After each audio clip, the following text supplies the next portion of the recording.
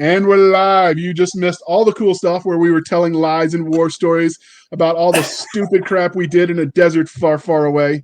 But hey, all you crazy sci-fi and fantasy fans, it's time for your daily dose of shenanigans over here at the Blasters and Blades podcast. Just three nerdy veterans geeking out over our science fiction passions and fantastical fantasies. A place where magic is king, the sky is the limit, and space is the place. We are the podcast that puts the fun in dysfunction. Well, at least Nick. I mean, he's our dysfunctional friend.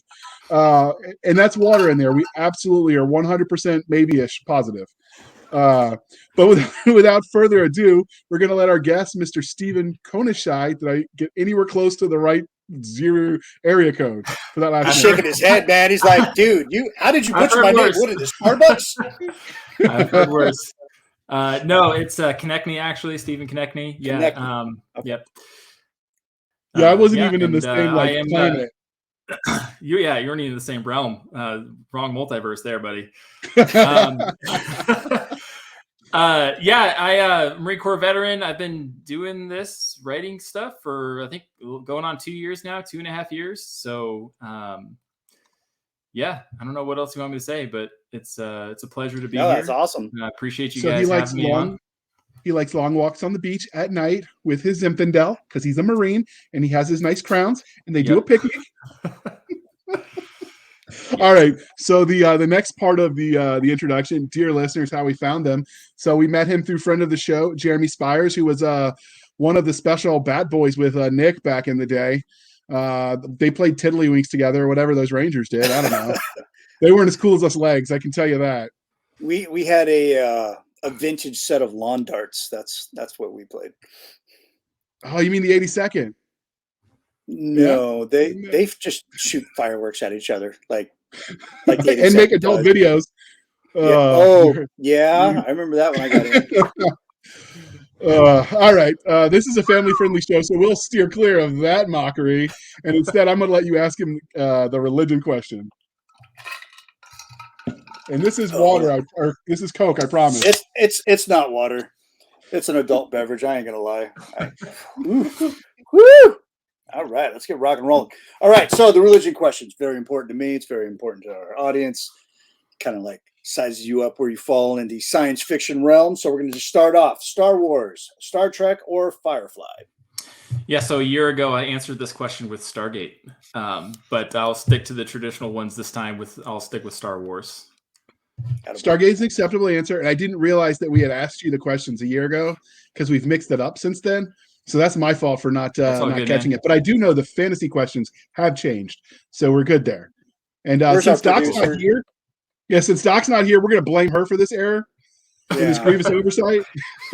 She's the producer. She should have been on this. Damn it! She's in the middle of moving houses, so she gets a pass because everyone hates to move. She gets a half pass. It's one of the most stressful things you'll do in your life. Yeah, well, she bought her first house, so congratulations. She put that out publicly, so we're not like outing her. All right, Nick. Yeah, well, we're also polytheistic, so hopefully these questions weren't in the last time, but we'll give it a go.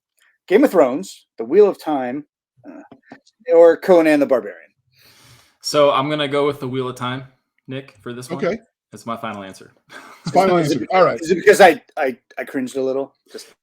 No, I have the first couple of Game of Thrones books, and I did read them, and I at the time I was a 21-year-old idiot and didn't realize how bad they were.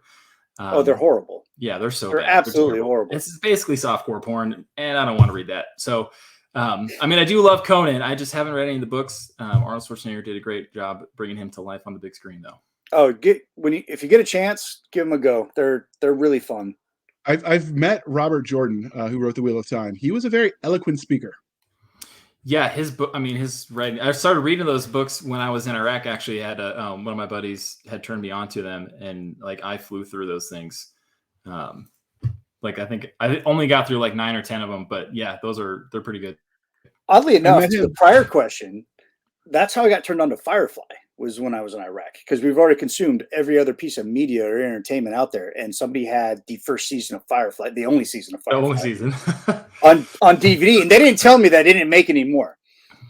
So I binge watched these things on over a span of It took me about 2 days in between patrols. I didn't sleep, so I could watch this. And then I'm like, okay, man, where's the second season? He's like, oh, you didn't know. You're gonna want to sit down for this one.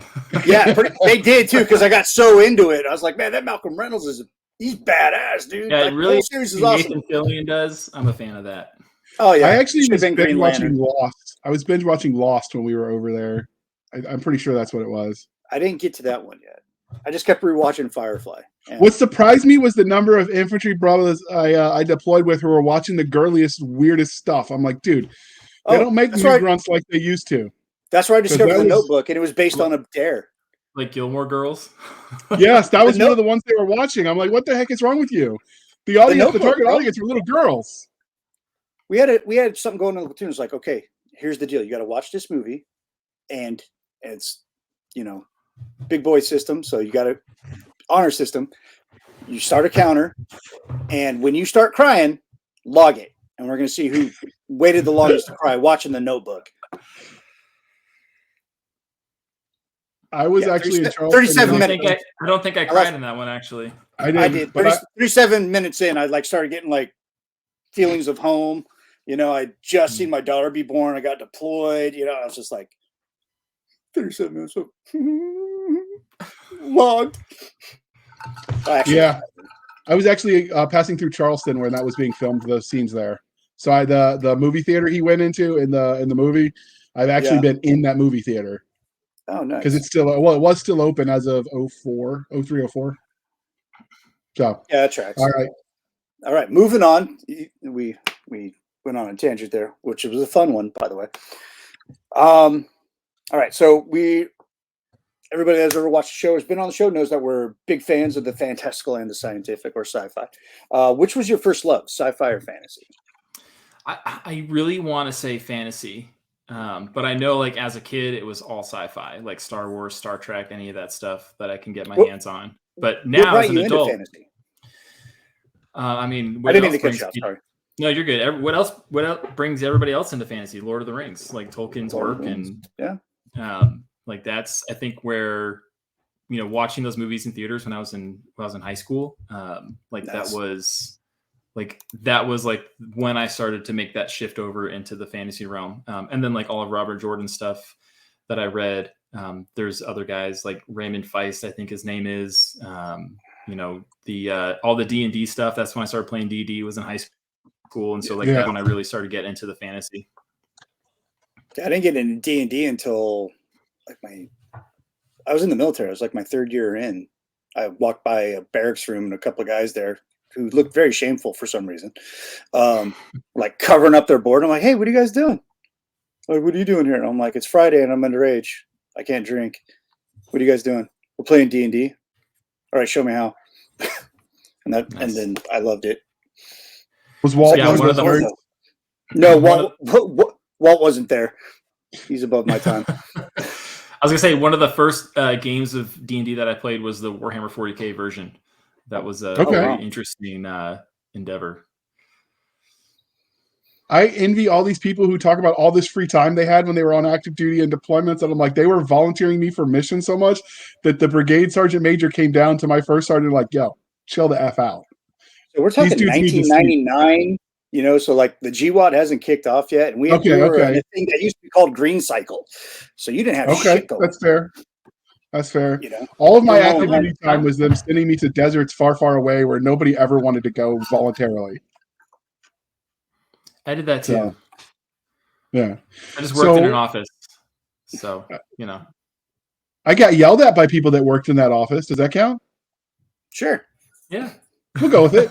All right. So you talked about, some of the highlights of your experience with science fiction, which you think was your first exposure to speculative fiction.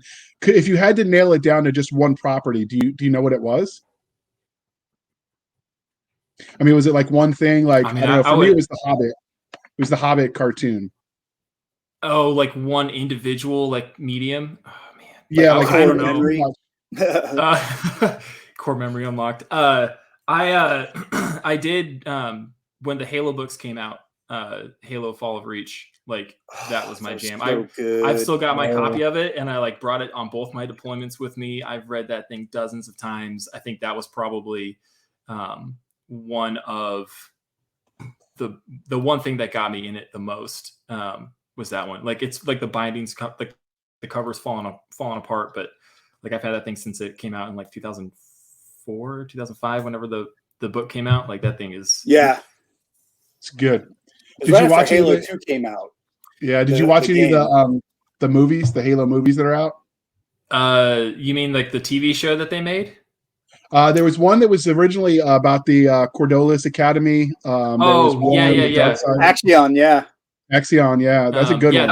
I thought that was pretty good. The story of what's the guy, the lieutenant commander from Halo 4. Yeah, I saw that. I didn't see the live action TV show they made because I heard it was supposed to be Mass Effect, and then they lost the rights to that last minute, so it was not Halo. I'll tell you that. Yeah, I actually had 6 episodes in. I was like in Halo, and I turned it off. I didn't watch another episode after that. Was that made by Peacock or was that HBO? Paramount. Okay, I didn't watch that one because I don't have that. But there were a couple actual like proper movies that they made. I'll have to dig out the links and get them to you afterwards. But I know the one on Reach when it was invaded was one with the main character from the captain of the Forward Unto Dawn, and then there was one set on some dark planet that was so badly lit that it was almost impossible to watch the movie. But there are 2 proper movies out. I know. Yeah. The other one was with the main character from Halo 5, or not the main character, his Master Chief, but the secondary character. The Spartan that was hunting him down. Yeah. I saw that too. I forget what it's called. And then they have like the Halo Legacies TV, like it's like animated, like short stories. Yeah, I've seen those too. I've seen those. Those were good. Those were pretty good. So, yeah, that's a really good one. I enjoyed that too. That was my first gateway into like sci-fi games. For me, I really dug that. I thought it was pretty immersive universe. I really dig the ODST from the Halo world too. So. Yeah. That's probably my favorite game is Halo 3 ODST. Yeah, mine too. Yeah. And I like the lore, like feet first into hell. Like I mean, I'm just a little jealous that I didn't write it first. Because and those guys at Bungie those guys are geniuses. What they did there. Yeah. All right. So, what is it? You've talked about your first memory of finding speculative fiction, but what is it about the larger umbrella of spec fic that you love so much? I think it's just that I can do whatever I want. Or the writers can really. There's no like you don't have like you can change history. You can create your own world, create your own universe, create your own lore. Like just that, like using your imagination. I think it's definitely like a lost art nowadays to do that. Yeah. And being able to like write in a genre or to have a genre where people are just like spitting out crazy ideas all the time that are like pretty good. I mean, like the writer strike that Hollywood's having, like everyone's like, who cares? Like there's better books out there than what's on TV right now. Just read that stuff. And it's like, that's 100% true. Like there's so many guys that I've run into and come across in just the last year and a half, 2 years, stepping into this world of like authorship that write 10 times better than anybody who's producing movies and or TV shows. And so, yeah, there's a lot of really good stuff. And I think that it's one of those things that I'm like, man, I want to be a part of it, but just like it's everything that is done. It's just like, it's mind blowing and it's pretty good. So that's like being able to just create whatever you want as long as you can think it up. You get to be God. One of the things about speculative fiction. Yeah, essentially. I was talking to Nick Cole about a year ago, and he told me, he's like, you're writing your own movie. Just write what you want to write. Yeah. That's all it is.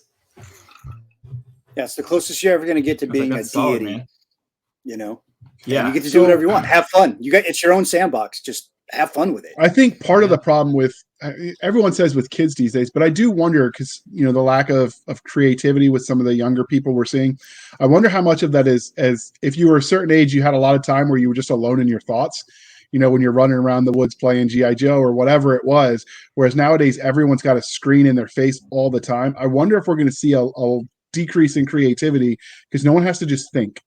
They just look at content someone else created for them, and they have no time alone in their head just to think about the world. Or they'll just have an AI do it for them. I was just about to say that, Steve.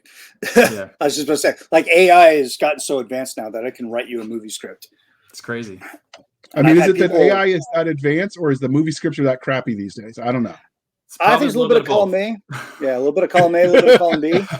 I think you're right though, JR. Like I think it is one of those things where people are like kids aren't thinking as much. I remember like growing up, like I didn't have like I don't think I got a video game system until I was like 10. Like just spent all my time outside, having fun, making up stories, like just playing GI Joes and all that stuff. I had like drinking from the faucet. Yeah, faucet water was the key to creativity back then. There it is. Or the fire hose. I still do it. I was outside the other day doing some yard work and was just like, I'm so thirsty. Turn on the faucet and the hose and just start drinking out the hose. I was like, this is better than the sink water. I like this. Maybe it's the chemicals in the water that did it. I don't know, but yeah, it's an interesting thing. I think being detached. I mean, people are always amazed when I tell them. Like, because I'm writing a book with James Ward, and sometimes he'll call me and I'll forget that I haven't plugged my phone in 4 days. I'm like, oh, oops. So he'll have to send an email that because I check those for work. He's like, you didn't charge your phone again? But I grew up before we had the cell phones, like we didn't carry those around everywhere. Yeah. So I think it's going to be an interesting, and that, sort of transitions into how do you write people in the future, because everyone assumes they're going to be just like them. And most of the people writing are our age. Are we going to get to the point where you have to write Idiocracy to make it believable? I don't know. I don't know, man. It's like, I think Dark Mirror, that series has covered a lot of the stuff that is going to happen, because like it seems like our attention spans are getting smaller.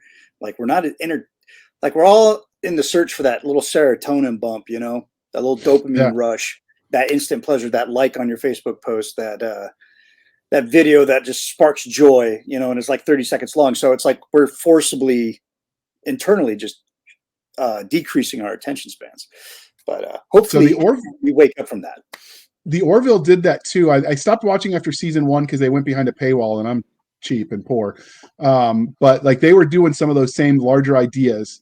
It's like, bro, I'll give you the passwords because I'm pretty sure I have a subscription.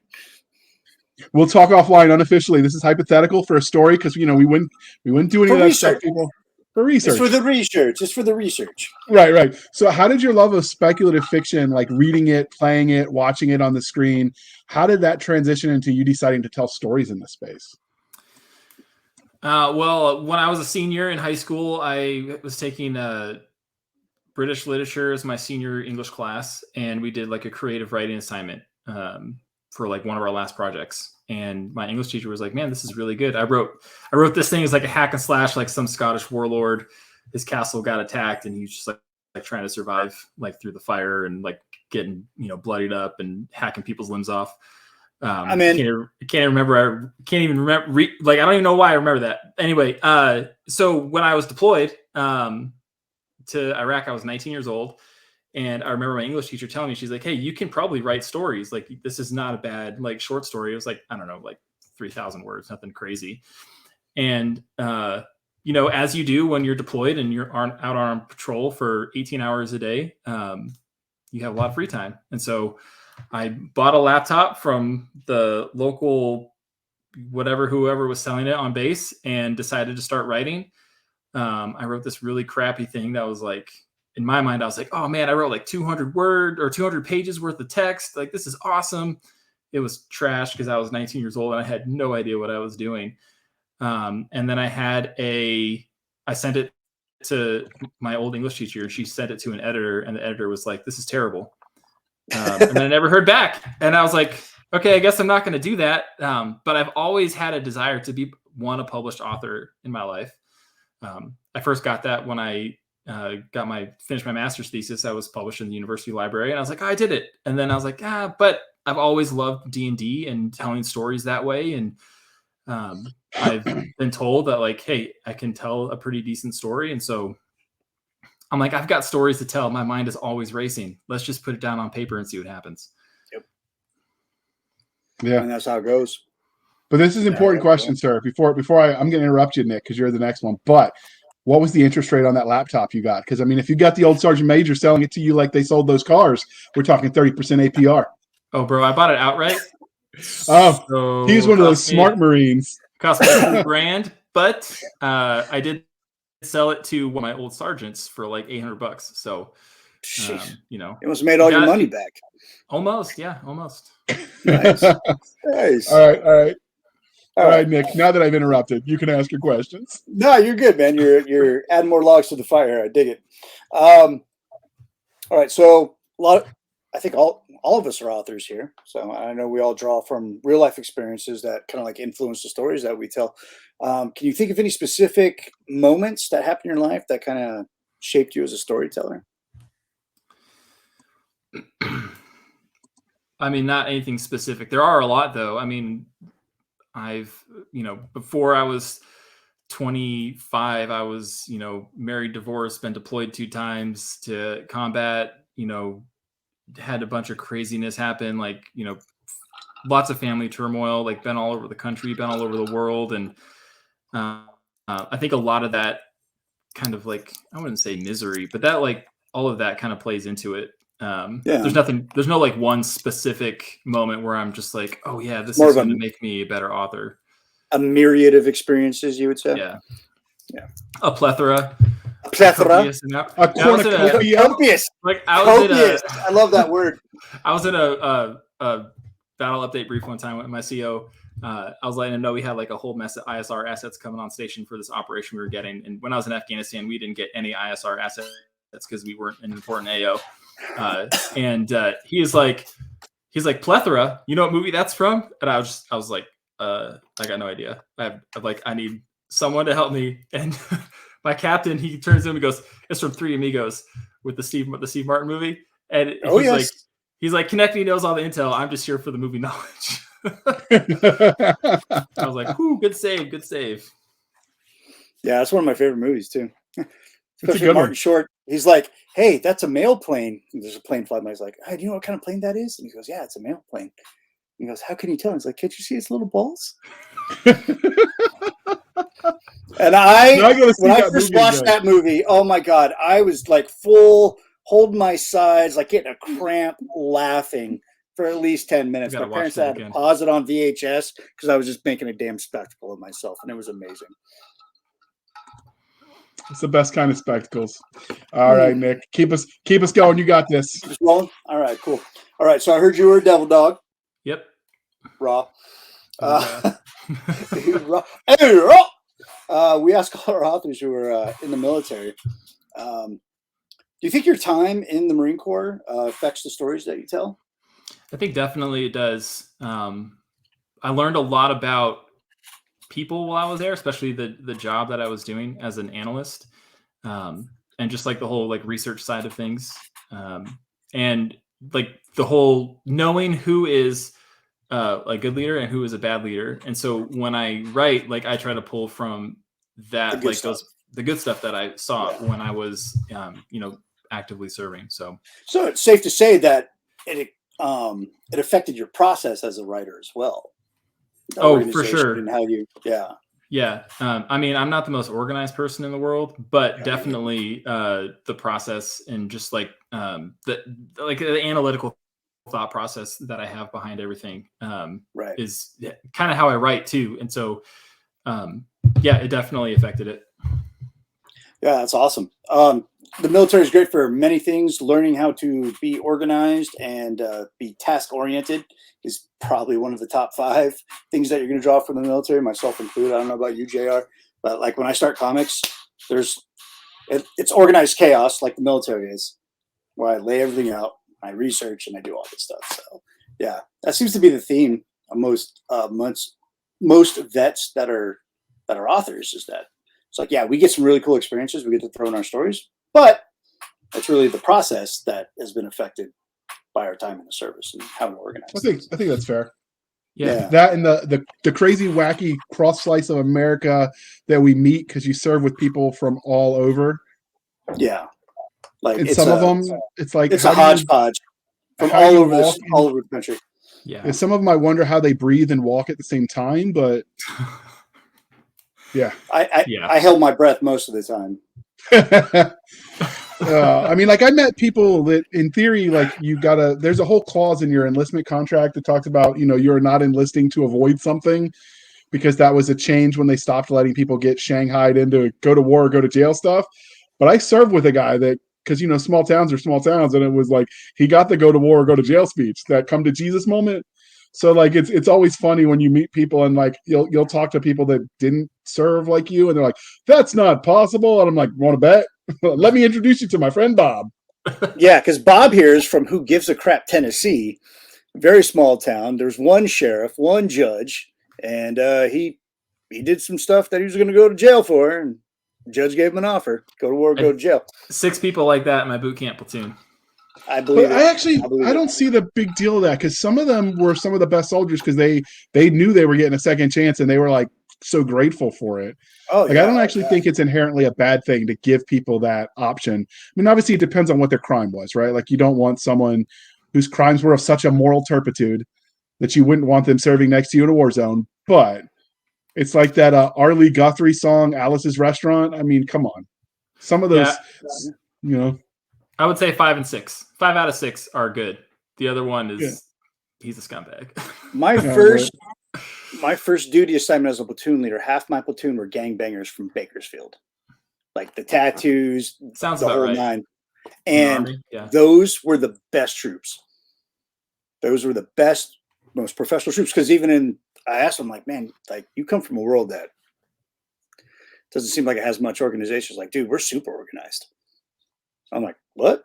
Go on. And they told me about it. I was like, dude, there's a rank structure, there's a hierarchy, there's a chain of command. You don't do shit without have the blessing from your higher up. So I'm like, oh, okay. All right. Well, theoretically, because hopefully I don't fail you as a leader and you stab me in my sleep. We're here to get professional gun training. That's all. Yeah, pretty much. It's like, don't worry. Don't worry, Sergeant. You're a good shot. I'm going to make you better. Yeah, fair. So did you draw on anybody you knew when you were in? I mean, obviously there are the stereotypes, but like any specific, like this was definitely Jim, Bob, Billy, Joe, and then we served together. That's my uncle's name.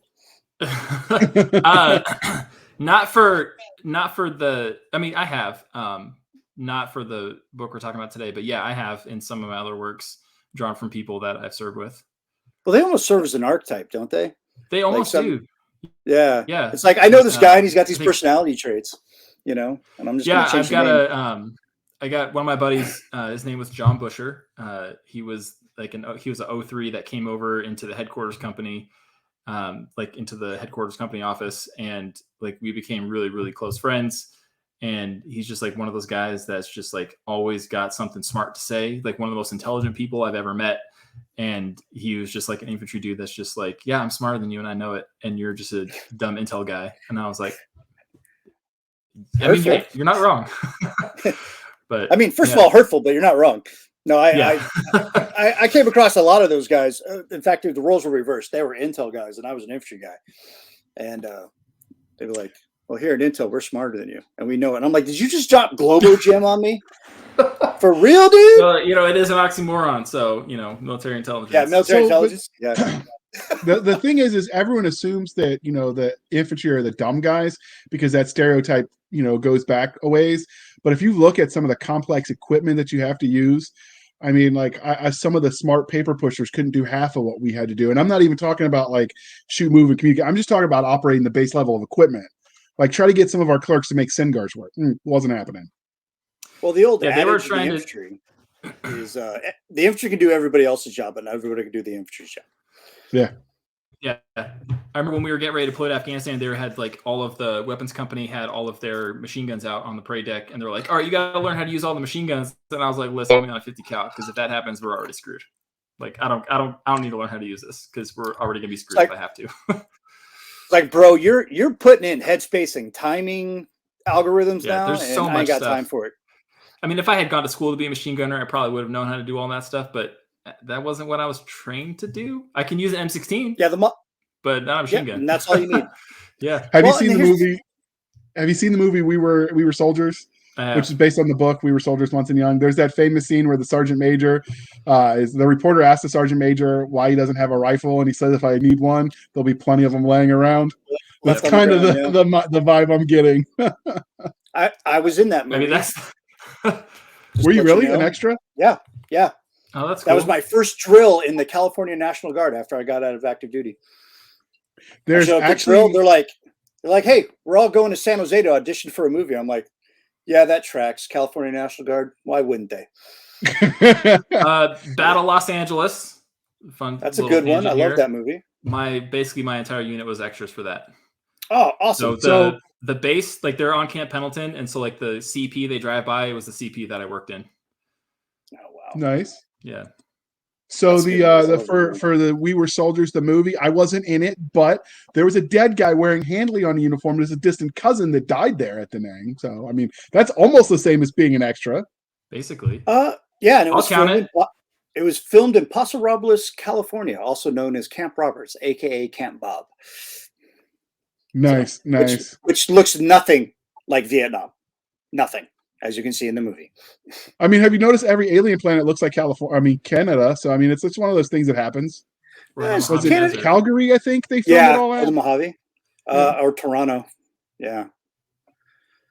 Right. Because it's expensive to get to New Zealand. Was out in Yellowstone, wasn't it? In Wyoming? Yeah. Was it really? It was. Yeah. Okay, that tracks. I really want to go to that canyon there, or that park, because it looks dope. Oh, yeah. Well, they did it for the basic training scene, and they also did it for the Kalathu scenes. Yeah. Do you want to know more? Yeah. Would you like to know more about being a fascist? Which the book didn't even deal with fascism, but like the director of that movie is like so good.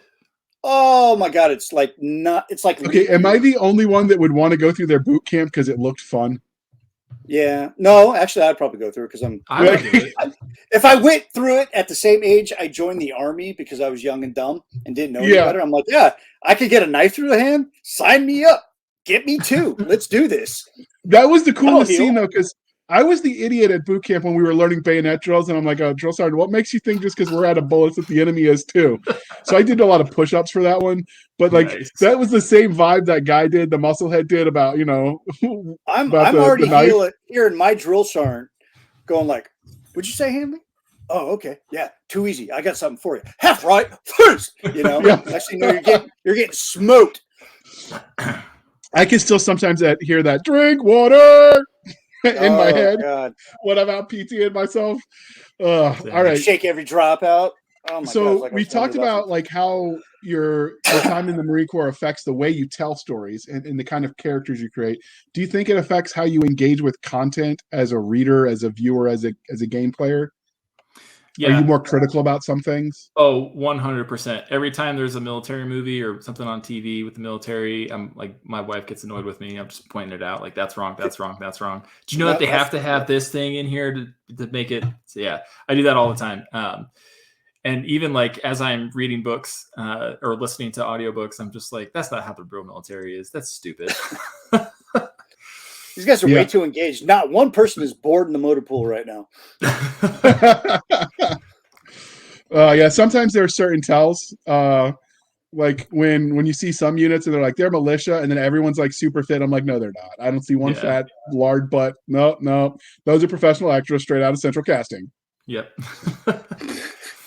I mean, come on. Anybody that's been to a reserve or guard unit knows there's at least one person who's like uncle somebody's cousin's brother, and he's only there because of that, but he hasn't passed PT in 20 years and certainly doesn't fit into anything but a maternity uniform. Yeah, well, I mean, even in an infantry battalion in the Marine Corps, you don't have guys that are super fit unless you're in the infantry. And even then, it's like you see them working every single day. So like I was in an infantry battalion, but I wasn't an infantry guy. We PT'd every day, but I was nowhere. I was stuck in an office all day. I was behind a computer. I was not in the same kind of shape those guys were. Yeah. And thanks to the infantry, even when I got out and I was like, man, I don't have to run anymore. And like I started putting on weight. Now I just look like a gorilla. Because, you know? So like I got this like strong chest and shoulders and arms, and you know, and I still walk on my knuckles because even though I went officer, I didn't evolve that much because I was enlisted beforehand. And I just didn't want to give it up. I like my connection to the earth. You know. Now I got this like party cake kind of like going on right now in the stomach area. And I'm like, all right, cool. So I was trying to play college football after I got out of the Marines, and I was about 245 when I got out. I spent like 2 hours in a day, or 2 hours in a pool twice a day, 3 or 4 times a week, like swimming. I could hold my breath for almost 5 minutes. Like it was ridiculous. Like I was in a weight room, just like pushing plates. And then I was at the regiment, and my major goes, "Hey, you're overweight. We're not going to let you out if you're overweight." And I was like, "Are you serious?" And I told him, I was like, "I'm trying to play football. I got to be like, yeah, I'm you got to 6'2". I wanted to play tight end. I got to be big and fast, which was what I was. I got a 300 on my CFT before I got out. And he's like, "We're not going to let you out if you can't make weight." And so I'm just like, that's BS. Wait, did it stop you from getting out of the service? He was lying. He was blowing smoke, and I believe. They have no problem like sending you out overweight. Yeah. I was it's like, coming in where you got to be fit. Right. I was like, "I'm a sergeant. I don't have to listen to you, sir." But he was a major, and so I was like, "All right, okay." So I stopped working out, and then I like got a little flabby. Right. But so here's the secrets on majors that most people won't tell you. But since I have some insider knowledge, I'm going to let you know. Second lieutenants and majors are both equally worthless because they both don't know shit. Because the lieutenant, he don't know shit going into the company level of the officership. And then the major, this is his first step into staff and like field grade shit. And he don't know nothing. He is the E1 of the field grades. They're both idiots. Yes, but lieutenants aren't generally as angry as the majors. There's a reason that podcast is called. If they were a corporal at one time. True. I was a corporal 3 times. I liked it so much. But you know, I was an overachiever and celebrated really, really hard. You do what you got to do. Boy. Well, once I didn't know she was a lieutenant. Like, look, okay, the bars at Fort Bragg. I'm just warning you, young troopers, if you're listening and you're about to go in and you're at the bars around Bragg, I'm just saying the chances are the women are also serving if they look reasonably fit. And for you young guys, you young infantry dudes that find yourself in Fort Benning, which is now called Fort Moore, and you find yourself... No, it will be Benning forever in my heart. Oh, Benning, it's the mothership. It's Benning's... School for Wayward Boys, yeah, or the John Wayne School for Wayward Boys. But if you find yourself in a little town outside of Fort Benning called Columbus, and you go to a little place called the Cannon, and you find a girl that's way outside your league, and she looks really young and probably educated, I guarantee you, she's a second lieutenant there for airborne school.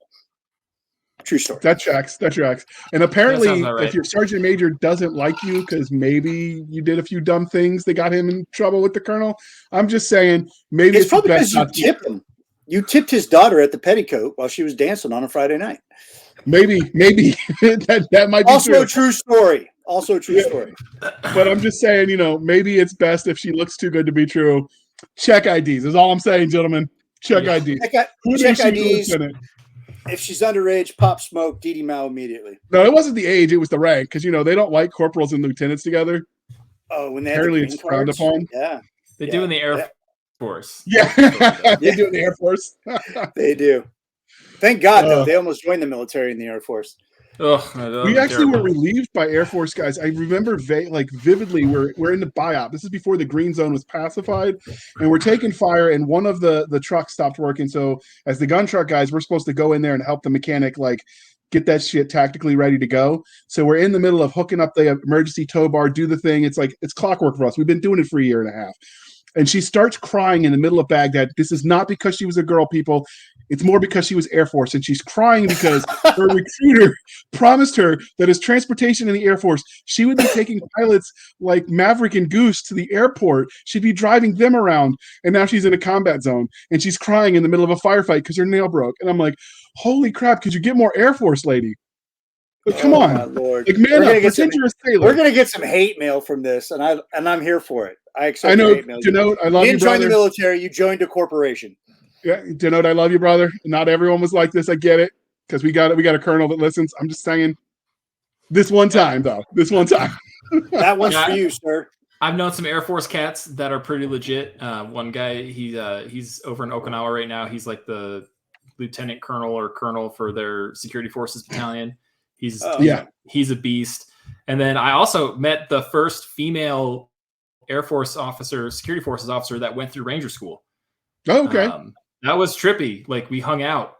She got stationed over here in Travis Air Force Base when I was living down there, and in California, and we hung out a couple times. And she was pretty cool, but she was she was fit, man. Let me tell you, she could carry me probably, and I'm not a small dude. So the in their defense, and this is I've talked with some people that were have some knowledge on insider stuff with the Air Force. The way they did it when I was deployed, they actually showed up in Kuwait. They got off the Kuwaiti Air Force Base, or maybe was it Kuwaiti Air? Was the airport that they fly into? I'm drawing a blank, but anyway. And then they meet us at Camp Arif John, and they were literally in a circle jerk with like, okay, who's the rank E7 with date of rank? And they're like comparing records to figure out their chain of command on the spot. Like they showed up in mass and like formed a unit. I mean, that's a recipe for a cluster in the beginning. Like they didn't train with each other before they left. It was just ones and twos. They weren't PJs or CCT or anything else in the the special air wing or whatever. So yeah, and they didn't know how to set makes sense.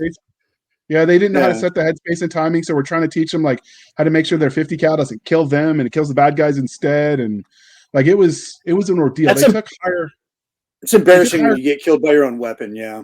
Yeah, they took higher casualties than they had to because of that cluster. And so like no shade on them. They did well in a crappy situation. Because when that happens, you go to Valhalla, but you sit at the kiddie table. So let's transition. Horn. Yes. But the meat is still good, so you're all good. So let's transition from the writing to the fan angle for a second. So you're a relatively new author. We were talking in the pre-show that you have like 8 books in post-production, but only a couple that are out right now. So you haven't had a chance for a lot of readers to read your books. So what milestones as an author are you looking forward to the most? I think getting my first trilogy out. So this one we're talking about today is the first in a trilogy. I'm only writing 3 for it. And then, selling like when I hit 100 copies, because I'm like 30% of the way there, I think that'll be pretty big. And, so being self-published, I don't really have a lot of goals, I guess. I just want to write stories. And as long as one person reads it, then I feel like I've done my job as an independent author. And so, just being able to get that first trilogy kind of out and under my belt and, people to recognize my name out in the future. I think that would be pretty cool. But I'm not looking for fame. I want to tell good stories, and hopefully I live up to the reader's expectations in that. Okay. That's a phrase I like to hear from authors. So what is your body of work as it stands? Because I know you've talked about a lot of them. I'm not sure what all published and what all is not published. So what's out there that readers might find? So I wrote a novella. The first one I wrote was Ashes of Eternity Malum, and then The Order of Theos. Those are the only 2 available. We did, Jeremy Spires and I re-released the first Duality of Death book, Protectors, back in December. And we had it on the open market for about 2 weeks. And then he decided that we decided together that we needed to, put it through some editing. So we pulled it. That will be rebranded. It's getting rebranded. That's almost done with editing, and it will come out later this year. So I've got 2 books out right now in my name. And then, oh wow! And within like a 12-month time frame, you're really rocking and rolling. So this year I'm planning on getting at least 2 more books, probably 4 more books released this fall. That's impressive. They're all in post-production, so that helps. It's not like he's writing 4 books. They're all with my editor. Yeah, yeah. The veil has been lifted. Now I'm disappointed. No, actually, it's still. So this is the part where because we got sidetracked with military stories, but Nick and I have had some talk post-production, pre-production, whatever, offline, and we've decided, dear listener, that we're trying to do a little bit more ad-libbing and a little less strict to the template. So you're going to see a lot more of this weirdness and the weird timing. But we're going to pause for a moment while we shamelessly shill for the man with this commercial interlude. Well, hello, all you beautiful chicks and dudes of all sorts. This is Suave Rob Suarez, the bitchin' XX Daredevil star of Suave Rob's Amazing Ass-Saving Association, here with another ass-saving tip, totally free from me to you, to help you save your ass so you can live to sit another day. Now, back in the day, when dudes were dudes, this one dude, Benchmark Bob, buddy of mine, he had this little accident. He tried frying up an egg when he was totally hammered. So he washed a pan, then didn't dry it, then put a shitload of butter in it, then turned on the heat. Well, when you do that, chicks and dudes, the water makes the oil go splatzo all over your own personal face. And good old Benchmark got his bench marked, if you know what I mean. Like, when he took his apron away from his face, it looked less like a face and more like someone had stepped on a pepperoni pizza. I don't like to think about it. But that goes to show you, you know? Always dry your pans before you put oil in them, man. Especially if you're frying an egg. Want to know where I learned all this gonzo shit? I got it all done up pretty for you in Suave Rob's XX Daring Do, the first book of Suave Rob's Awesome Adventures by J. Daniel Sawyer. Come share the awesomeness with me, my brothers, 'cause you never know. The ass you save may be your own. All right. Thank you for sticking with us through that commercial interlude, dear listener. But now that we're through that, we're going to talk about the book that brought us here. So, The Order of Theos. So, where did you get the premise for this universe? How did you come up with the idea? Was it psychedelics, Ouija board, eating expired MREs? No, it was a D&D character class that I tried to make actually one time, like a homebrew class was where it started, like a paladin variation, if you will, that I needed to create a backstory for. And so then I started to write this backstory for my character that I ended up never using, and it kind of just sat. And then like about a year later, I went back to it and started to flesh it out a little bit more. And then I was like, I need to just write this into a story. And my thought was to just make it a D&D campaign that I can, run some players through. That got sidetracked or side tabled for, I don't know, a year or two. And then I ended up playing D&D with some other guys. And my buddy ran in. He actually, he was playing a cleric, and he was like, hey, I need a deity. And he's a pretty strong Christian guy. And he was like, I don't want to use one of the deities in the book. Can I just make one up? And I was like, yeah, man, sure. Go ahead. And he goes, I'm going to, take God from the Bible, and he's just going to be called Theos. And so that's where like the main like idea for that came from, was like through all of this, like 5 years of D&D campaigning and kind of just like jotting notes down here on the side, the Order of Theos kind of was born. And yeah, that's kind of where it came from. Okay, so before we get started, and Nick's itching to ask the art question because he likes to drool over cover art. But before we get there, what is the age range for the story, The Order of Theos, and the series that will follow? Yeah, so I'm not really sure. It's a little dark, but not like, it doesn't have any like, it's not Game of Thrones. So it's pretty clean in that kind of respect. I would say probably you can read it as young as like 13, 14 years old. But I really tried to write it for everybody. And as it, like this being my first time doing this on my own, like I don't really know who my audience is yet, or who I'm really writing to at the moment. And so, yeah, it's kind of for everybody. I know I was told by a friend a couple weeks ago that they got it for their son before that he can read before he goes into his freshman year of high school. So, yeah, I think it's for that young, 13, 14 years old. It's pretty clean. There's a lot of violence in it, though, but nothing else bad. Who doesn't love violence, though? Everybody loves violence. Everybody loves violence. Knowing's half the battle. Yeah, and the other half is violence. Yeah, red lasers, blue lasers. Nobody died except for the bats. They always died. Because they were trained by stormtroopers. Oh, you didn't know that? Who the G.I. Joes were? Or the and Cobra, they were all trained by stormtroopers, disaffected Stormies. So, nice. It's sad, but I don't buy that. I'll punch you. Makes sense. But all right. So while I pull the cover off, Nick can contemplate punching me in the face. It's gonna be a hug first. I'll hug you first, then I'm gonna sock you in the jaw. All right, there's the cover, Nick. Oh, there we go. All right, man. I'm getting flashbacks to my D&D days. Love it. That's good. You got everybody. Is that like the party? Yeah, like it's the main four guys that the books kind of follow. Yeah, I dig it. Center framed. It looks like they're in a perilous situation, like a. What's the wraparound look like? Going into a dungeon. Oh, is there a wraparound? I'm asking him. It's just like the wall. It's nothing crazy. Okay. Yeah. So this is giving me. Have you seen the Netflix show that they canceled after 2 seasons because they're horrible bastards? But the Nightfall, about the Knights Templar. Yeah, Yeah. Oh yeah, I love that show. Oh yeah, it's giving me some of that vibe, series. like with the outfit and the way they're doing it, like that order of So like some sort I of will tell religious. you, I was playing a lot of Elden Ring when I started writing this. Okay. And so There it is. I see it now. yeah, Elden Ring's got it's like super detailed with their like character design and like the different like kind of equipment that they wear, and so that's a lot of that came from the Elden Ring. Who's the But artist yeah, on this? Nightfall's dope. I love that show. So I found this guy. I found this guy on Fiverr. I know. I have no budget to work with, and he's No, we've like, all been there. You're good. Yeah, he's like out in Georgia. He finished it for me, but initially it started off with this guy that I know. He illustrated, him and his wife wrote like a children's book, and he illustrated it, and he's a really good artist. And I was like, hey, can you do a book cover for me? And so he did the sketch for this exact thing came from that sketch.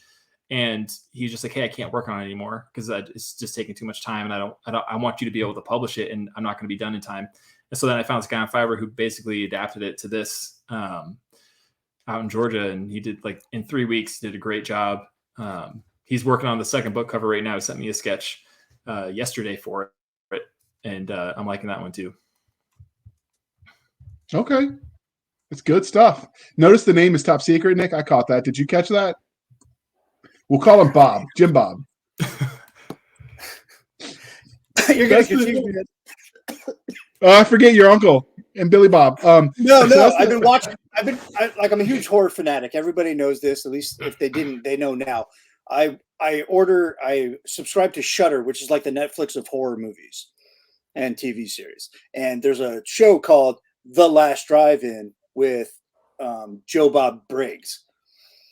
So like when you start throwing that stuff there, like my brain's going like, oh, what am I going to watch on The Last Drive-In this week?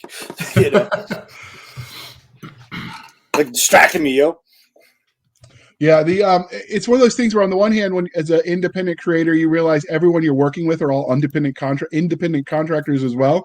So you want them to kill it, but then you don't want to give your artists so much work that you can't afford them anymore, or they don't have any time for you. So it's like, oh, the line between being a decent dude And here's the thing with the artist: the more work you give them, the better they're going to get. The more they put in their portfolio, guess what? They raise their rates. Exactly. Because I've done that. The circle of life, boys and girls, or business. So before we start talking about the book, what would your 30-second elevator pitch for this be? I hate this question.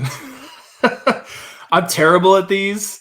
There is a part on the back of the book. Just read it. I don't have it in front of me. Actually, hold on. I can grab it real fast. I do have a copy. We'll wait. We'll edit that out. Sure, we will. So I do like this art, Nick. I'm digging the background with like the moss hanging. That was a nice touch. Yeah. It's I think it's. I'm sure I'll be corrected if I'm wrong on it, but it looks like a transition from a cavern to a dungeon, which is usually that's a big thing in D&D. It's like you're out in the wilderness, you're out in the wild, you get into, no, we found this like cavern system that's going to save us like 3 days, and next you know you're in a dungeon fighting like the undead. Yeah, so you want me to read the back cover? I can do that. Sure, yes, sir. All right. Be strong and courageous. The order of Theos is broken, scattered, on the verge of collapse, and a black shadow is cast over the land.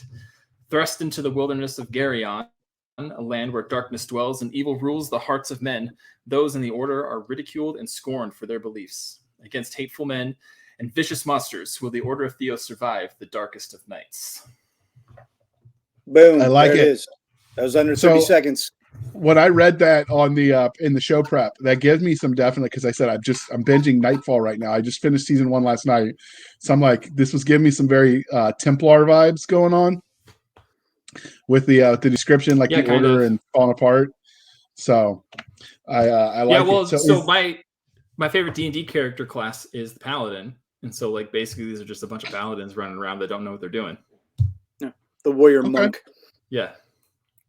Okay. Huge fan of that. I always played a paladin too. So they're law and order, justice, like they're the best character class in my opinion. It's not everybody. You can't lose as much. But I agree. I like the barbarian because you could just go crazy, and like the morality, if I feel like it. Yeah, but they're the best class to turn into a tank. So draw all that. Yeah. I do like the tank class because, just slack and hash and you don't have to think too much and no one really expects you to take charge and be like the party leader. I don't have to save nobody. I ain't got to cast no spells. I just protect everybody from getting jacked up and they can do all whatever they need to do. Your thieves, your rogues, your clerics, all them. Just you just lean into every gym bro you've ever known and hated for being like a jerk. And you just like throw that into the impersonation. Yeah, I didn't which is ironic to say. My 30s. Well, no, I go to the gym like I'm working out too, and like I'm separating that from the people that love working out and are like normally very helpful to any noob that shows up. It's like their religion, just like CrossFit and vegans. They want to tell you all about it. And I dig it with the gym. Like I learned a lot from those people, but those aren't the ones they want to help. Yeah, the ones that want to help aren't the ones I'm talking about. It's the ones that do the grunting for no other reason than just showing off and peacocking and. Dude, you're in my mirror. You're in my mirror. Yeah, it's like, bro, like, come on, go to the bathroom if you want to just stare at your hair wax. Bro, I watched you strain deadlifting 245. Get out of my face. I just deadlifted more than you. So back to the book. So did you have like any? So a lot of fantasy is very it's Eurocentric or it's Asian centric, or they'll lean into the Mongols culture and sort of religion. Did you lean onto any one sort of Earth-based culture that we would know of when you were writing this world? Yeah, I'd say it's probably Eurocentric. Okay. So did you study any of the HEMA, the historical European martial arts, to learn about some of this when you wrote your combat? Because these guys don't know what they're doing as much as they would like to, and so they're basically just flying by the seat of their pants the whole time. So you gave them a universal fight plan. Yeah, they're just going to. Well, that means if you get anything, this is the medieval equivalent of spray and pray. Basically.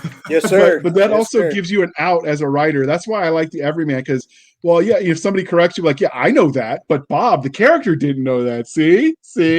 Yeah. Cedric the Brave has no idea what he's doing. He's just brave, and he's got swords. Yeah, they know how to, like, swing their swords, but, like, all of the fancy moves, they don't know how to do that because they didn't, like, in the first... They didn't train or study. That wasn't their life, right?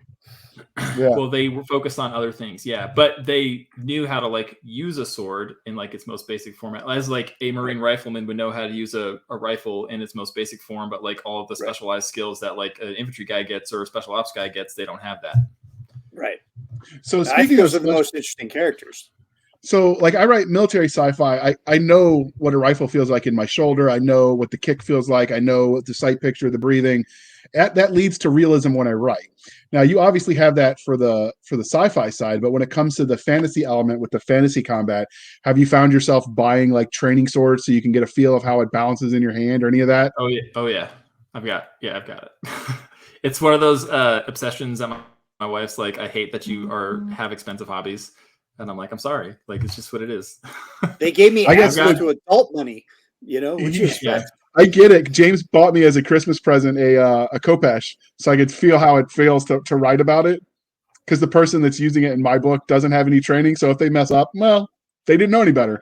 So I get like how holding it in your hands, like holding that piece of equipment that you're writing about. Now, how far have you gone? You got full plate armor that you're like marching around in to get it right, or you just guessing? None of the characters wear plate mail. It's all like quilted leather. In like leather, like quilted armor, like padded armor, so nothing heavy.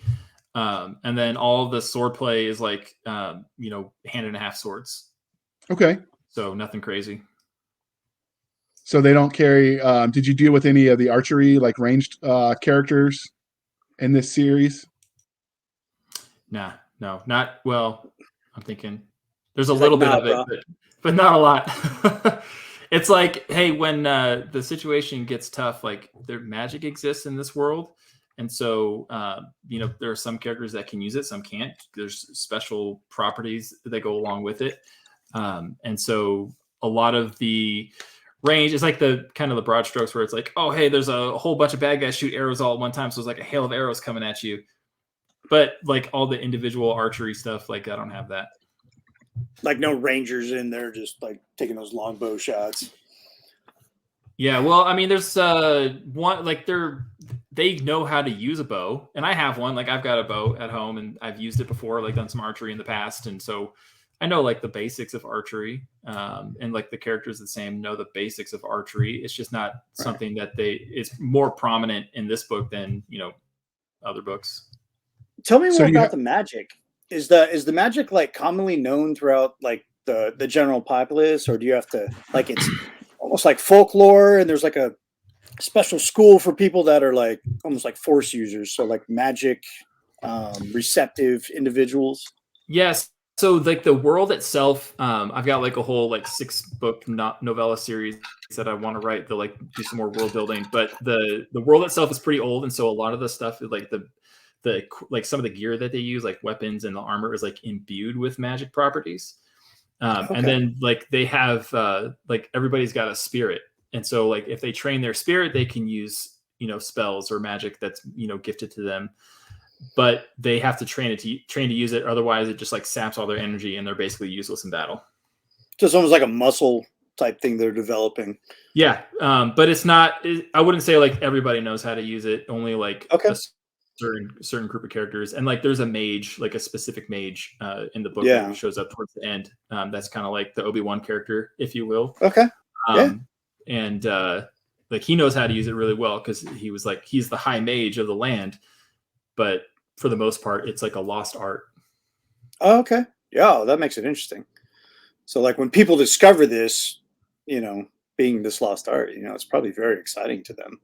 So did you write some rules for your magic? Because everyone who, you know, reads about fantasy has probably heard about Brandon Sanderson talking about his rules for magic that makes it, you know, sort of systematic. I know some people hate it. They like the chaos, and they sort of write their magic intentionally chaotic. So what is this world's magic system? Like, what can you elaborate on it? Yeah, I wouldn't say there's like a lot of rules for it. If like the main character has a magic sword that he gets through his travels, and he can use the magic that's in the sword, but he has to figure out how to use it, because it's not like, hey, here's the instruction manual on how to use this magic sword. And every time there's no book for it. And so every time he uses a spell, it like he just feels like drained. And like some of the other characters, like one of the other characters kind of goes off on his own, and he like runs into like one of the older members of the order who can use magic, and he kind of trains him how to use it properly. And that's where like the whole spirit comes into place. Like you have to like meditate and train your spirit and like store up that kind of spirit energy before you can use magic spells. And if you run out, basically you're just like fatigued to the max and you can't do anything. So not like chaotic. It's a lot of I wouldn't say it's like chaos magic. That's not something that I would particularly write about, but it is very structured, I would say, in that case. So what is it about chaos magic that you don't like, that you wouldn't want to write about it? Is there something about it that you don't find appealing as a creative, or? Pass. No, I just haven't delved into it as deeply as I probably should have, or could have. I think just like off the cuff, I'm just like, yeah, it needs to be more structured. But if, you know, chaos magic exists for in my universe, then it's something that I'd have to do more research on before I can be like, yeah, this is what's going to happen. Yeah. Okay. So you're sort of figuring out the world building as you write it, so you're not there yet. Let's go with that. That sounds better than what I said. Okay. No, that's cool. I mean, there's definitely a thing where creatives can get so into doing the outlining and the world building that they forget to tell the story. And then by the time you write the story, you've forgotten half of what you created and you don't use it anyway. So you just wasted all that time. Right. So I dig that process. It's sitting in a notebook like, hey, you going to use me? And then you got to figure out, like, did I actually put this in the book and it's now canon, or was this just me speculating and I can still change it? So was it a dream? The dream sequence is always a good way to erase errors. It's like, oh, that was just a dream I was having. All right, there, Fox Entertainment. So I learned it from Dallas. I learned it from Dallas as a kid. What can you tell us about the main characters? I'm assuming the four guys on the cover are the main characters. Yeah, so the four main characters, they're like younger guys, you know, late teens, early 20s. They like their whole world gets kind of flipped upside down, kind of like the Fresh Prince of Bel-Air, but a lot more violently. Yeah, those guys got some city miles. They got some city miles on them. Yeah, at the beginning of the book, and so they're basically like their entire leadership structure like just gets completely removed, and so they're like, what do we do? And so it's basically them trying to figure out like, hey, what is the best path for us to move forward? One guy thinks that he needs to go off on his own, and the other three are like, we need to go find help. And so their paths kind of diverge about, I wouldn't say like halfway through the book, like probably a quarter of the way or a third of the way through the book, their paths kind of diverge. And then even like further down the line, there's like two main characters that I follow, and then the fourth one kind of like they break off on their own as well. And so there's like, by the second book, there's like three different perspectives that I'm writing from. Okay. Well, that's pretty cool. You mentioned that you have some books that are in post-production. So where are you on the order of Theos? You said you've got the first one's obviously out. We're looking at the cover. The second one you said is with editing, and August 1st August 1st is my published date for that one. Happy birthday to me. That's my birthday. It's in going to its second round of edits, and then once it's back from its second round of edits, then I'm going to finalize everything. And so by like mid-July, I'll be ready to publish, and then August 1st is when I'm going to hit the go live on it. And what about book 3? Are you working on book 3 already, or is that also? Yeah, book 3 is also with my editor.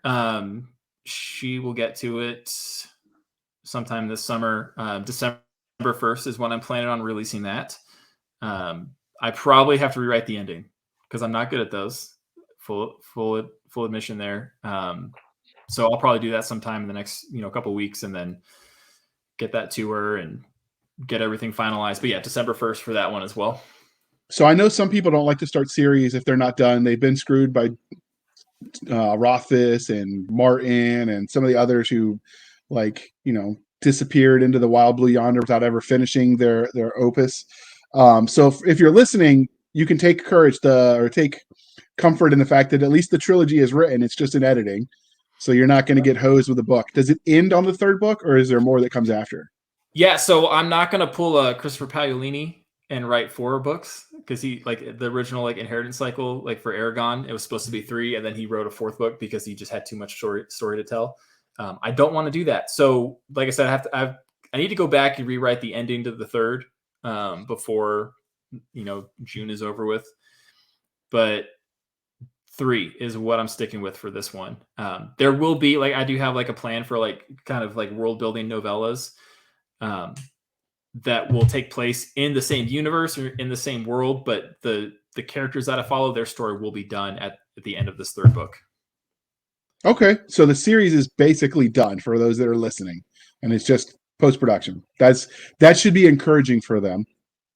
So what did you lean into any specific tropes? I know, we talked about when we were talking about your military time, one of the things you liked about the military is it sort of flavored the everyman stories you like to tell. But did you lean into any of those tropes of the average soldier when you were writing this book, or did you go different direction?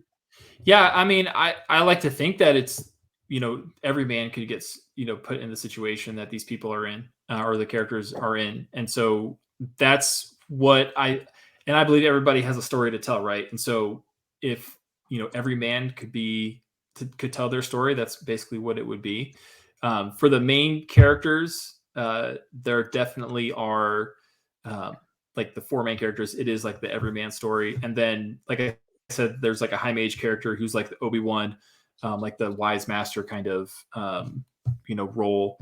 One of the characters is there's 2 in that regard, because one goes off by himself. And so there's kind of 2 in that. But that's really it. I think as far as tropes go, I didn't want to delve too deeply into those. So you have your cast of 4 sort of main characters. Did you have any secondary characters, or did you focus almost singularly on the 4 mains, since that's a lot to follow? Yeah, there's secondary characters throughout that kind of come into play more so in the second and the 3rd book versus the first book. The first book really just does focus on kind of the 4 main characters. towards the end of the first book, there's like a primary secondary character. Like, I guess he's a secondary character, but he holds a lot more weight in the story than like a normal secondary character would. Okay. Speaking of weight in the story, so obviously the world sounds pretty dangerous based on the description and the darkness of the cover, sort of setting that ambiance. But like, is there a main bad guy that they're fighting, or is the world itself the bad guy? Is this more a process story of them reforming the order? So there is, like, without going into great detail, because it gets into it in the third book, but there's kind of like this idea that there's like these 5 demon lords who are like controlling everything, and that's like where the darkness comes from. And so, like, theoretically, those are the main bad guys. But it is one of those things where it's like, because men's hearts are so corrupt and wicked that basically everybody could be a bad guy. It's just a matter of perspective in that case. And so, yes, there is a villain, multiple villains that the characters have to overcome and kind of fight against, but not like one specific villain. Okay, is going to work. So it's sort of situational then, with the scene by scene almost in some respects. No, there's like an overarching theme to it, or like enemy to it. It just depends on, I guess, what part of the book. I guess I wouldn't say scene by scene, but yeah, like which book you're in. Okay. Because the second book has different enemies than the first book. Okay. So are there any specific? Second, it kind of builds on itself in that way. Okay. Were there any specific themes that you went for when you wrote the story, since you kind of had a vibe in mind, given what you were consuming and playing game wise when you were conceiving of this world? Were there specific themes you were going for? Yeah. So the first villain, he's the demon lord of greed, and so like he like basically turns people greedy. And then the other one, one of the main villains, he's the corrupter of men, and so he corrupts men's hearts like through like, you know, whispering sweet nothings to them, and like giving them and showing them things that they could have if they just did this little bad deed.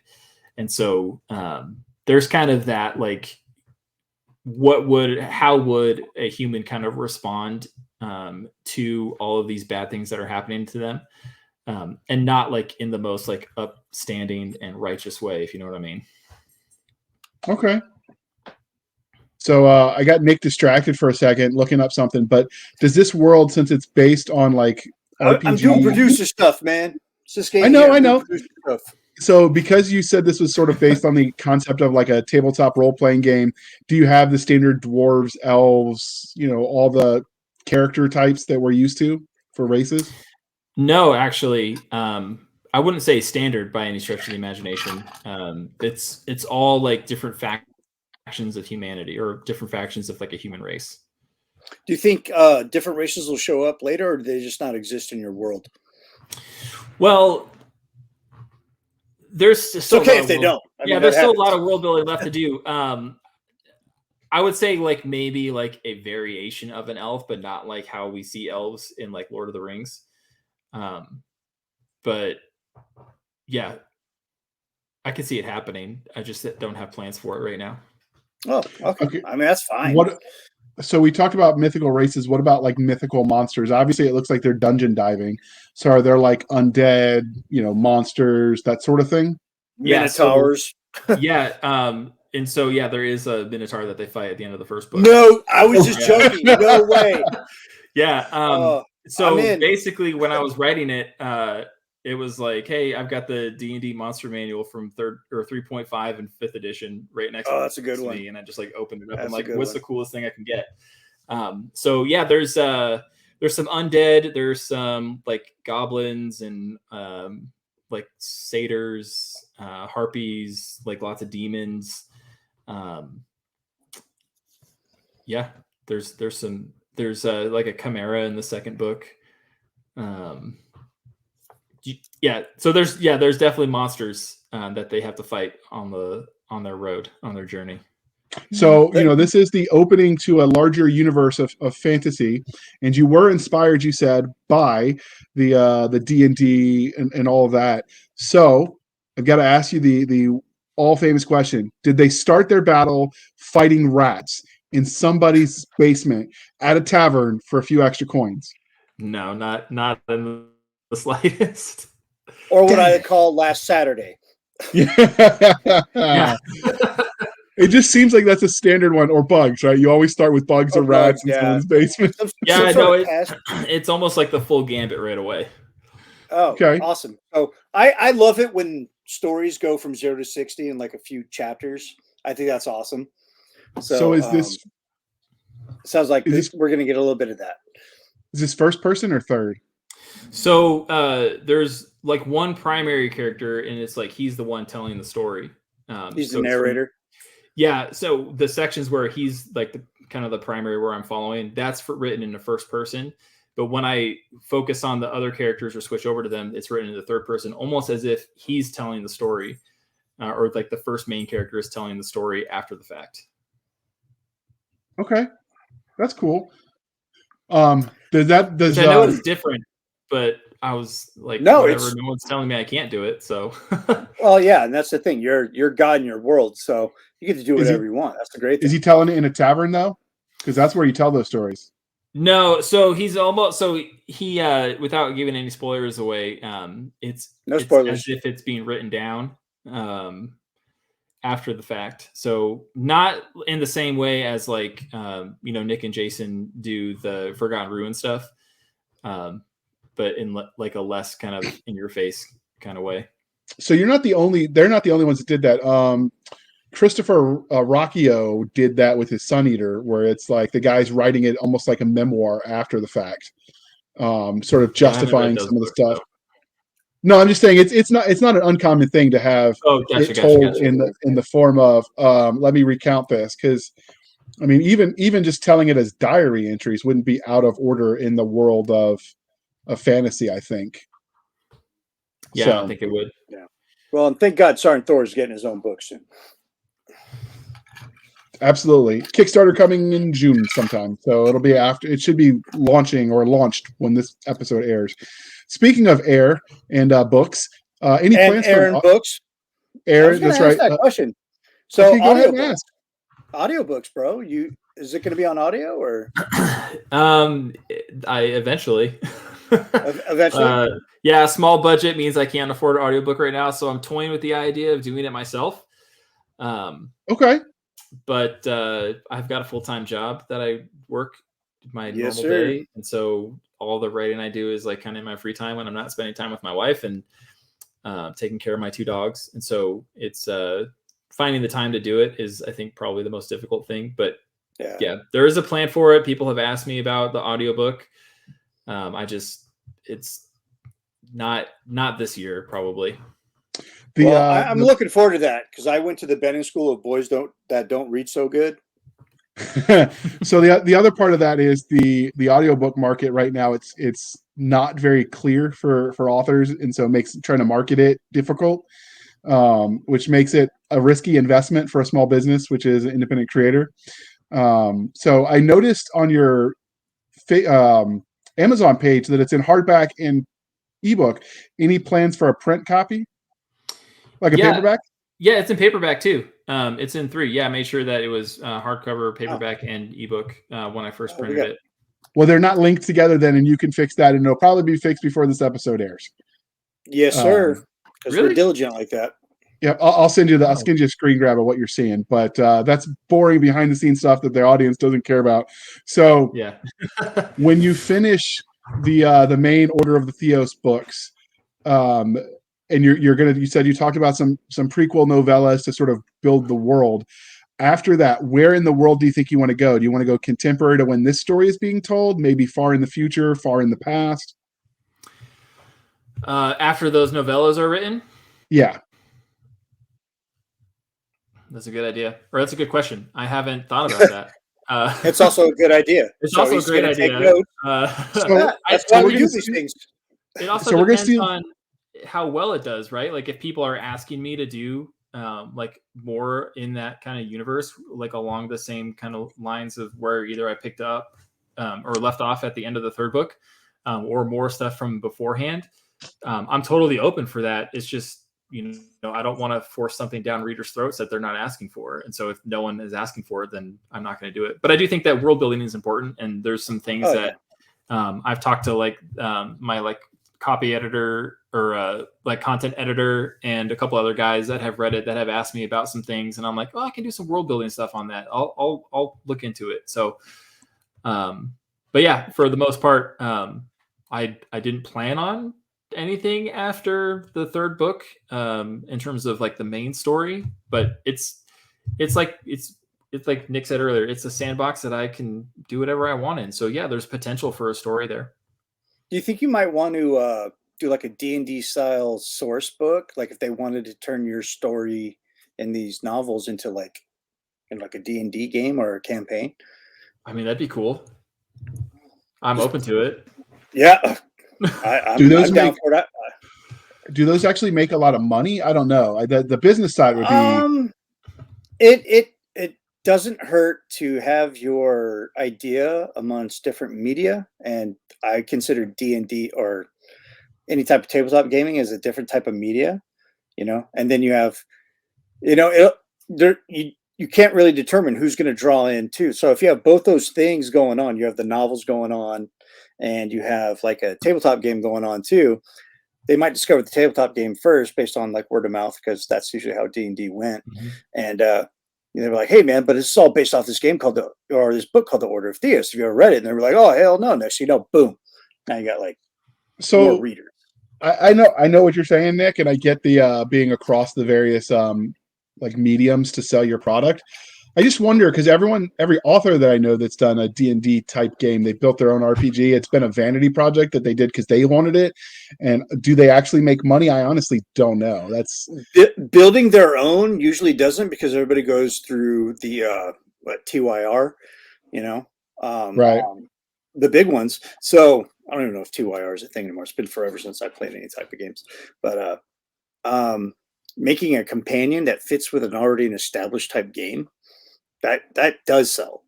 That does, yeah, but then you've got to get permission. So if you were going to do this with a game engine that already exists, do you have like a preference what you'd want to use? A D20, I don't know, a D6 system? There's lots of them out there. Yeah, it would probably be based on a D20 system because that's what I'm familiar with. Yeah. So would it be like the OSR, the old school stuff, or would you go with like a 5e kind of version? Probably. Well, yeah, I think 5th edition. I grew up playing. I started playing 3.5, and so that's probably more along the lines of what I would use. But 5th edition is pretty close to that, so I'd probably use that. Okay, so no THAC0 for you. Got it. I played like one session of 3.5, and then the group kicked me out because it was like the election, and they thought, oh, you were in the infantry, you must be fill in the blank political party, and we don't want your kind here. And so that was that. And then I started gaming with the Galaxy's Edge people online, and that was 2E basically.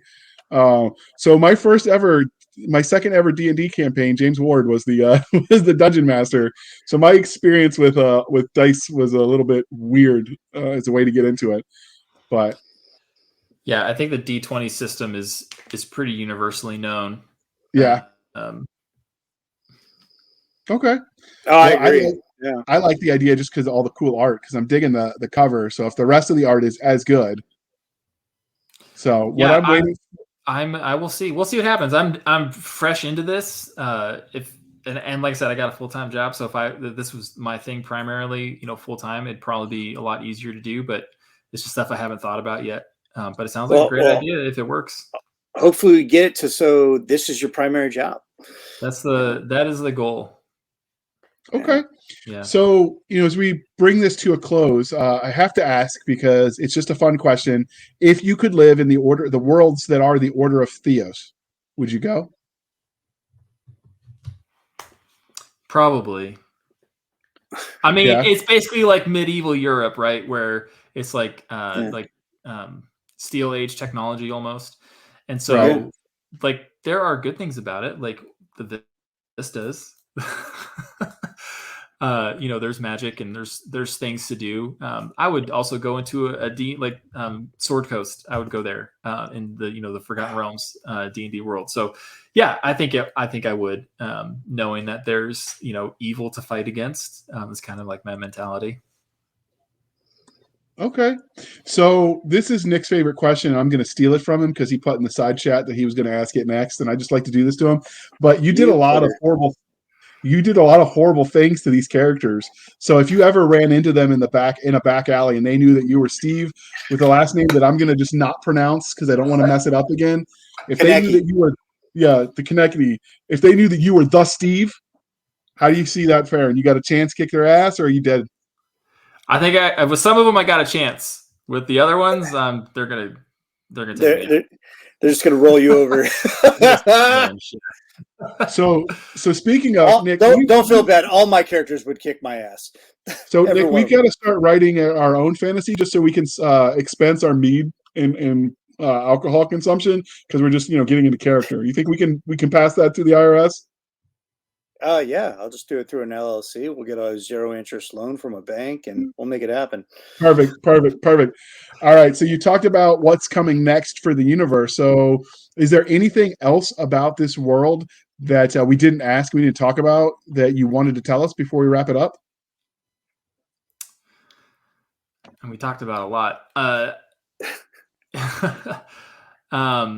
I think that there is this element of what is the unknown. And so in the book, there's this shroud that covers part of the land that they can't see past. It's this dark shadow. And their goal is hey, we got to get out there because that's where the evil is coming from. But in reality, they're stuck in it already. And so there is that what is beyond, is the grass greener on the other side, or are we going into something that's more dangerous and more treacherous? Is kind of one of those questions that gets asked along the way. Is what we're doing the right thing? Are we going in the right direction? Which I think a lot of people in life, especially nowadays, ask that same question of themselves. Am I doing the right thing? Absolutely. Am I going in the right direction? What is beyond the horizon? And so I think that there is I talked to Doc Spears when I first started writing, and I asked him, I was like, hey, how do you do this? And he goes, if find something that you want to, write about, one. And then the other thing is where is the lesson that you're trying to teach, or what kind of lesson are you trying to teach? And so in a world that's filled with darkness, there is hope.